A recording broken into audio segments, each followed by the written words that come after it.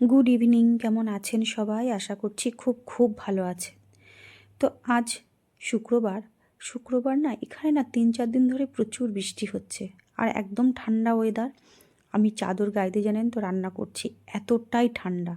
আর রাত্রেও কম্বল লাগছে, রাত্রে কেন দিনের বেলাও যদি আপনি বিশ্রাম করতে যাচ্ছেন তাহলেও কম্বল লাগছে। শিলাবৃষ্টি হচ্ছে, কিন্তু এই চৈত্র মাসে যে এখানে ঠান্ডা পড়বে এটা কিন্তু ভাবা যায়নি। আমাদের কলকাতায় তো এটা হয় না, মানে প্রচণ্ড একদম ঠান্ডার মতনই ওয়েদার।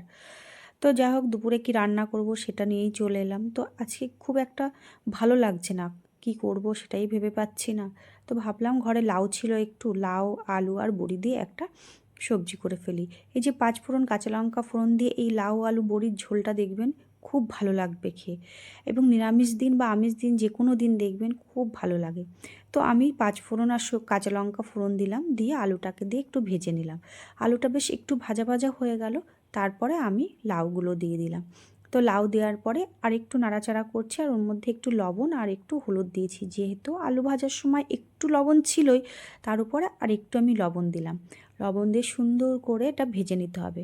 আমরা যখন ছোট ছিলাম তখন কিন্তু বাড়িতে এই রকম একটা তরকারি কিন্তু ডেলি থাকতো, কিন্তু কি করব, সেই মুহূর্তে কিন্তু আমরা খেতাম না।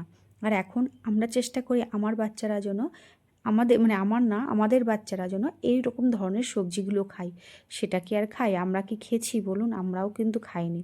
তো যাই হোক, তারপরে আমি কি করলাম, একটু আদা আর একটু জিরে পেস্ট দিয়ে দিলাম, দিয়ে সুন্দর করে একটু কষিয়ে নিয়ে আমি পাশে করে রাখা গরম জল দিয়ে দিলাম, দিয়ে এবারে বড়িগুলো দিয়ে দিলাম। কারণ এগুলো না ঘরে বানিয়েছি, বড়িগুলো খুব একটা না ভালো গলে না, তো তার জন্য আমি একটু আগেই দিয়ে দিলাম জল দেওয়ার পরে।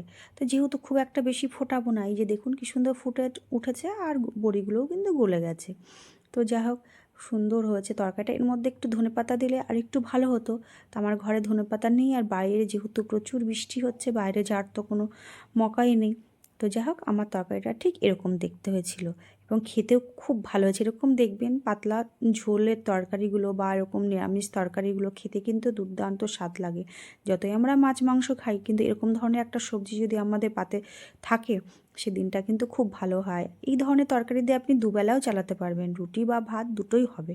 তো যাই হোক, এটা আমার রান্না হয়ে গেল। আর মেন হয়েছিল আলু বিট আর গাজর দিয়ে একটু ভাজা করেছিলাম, আর একটু বড়ার তরকারি কালকের ছিলই, আর ছিল লাউ আলু আর বড়ির একটা ঝোল।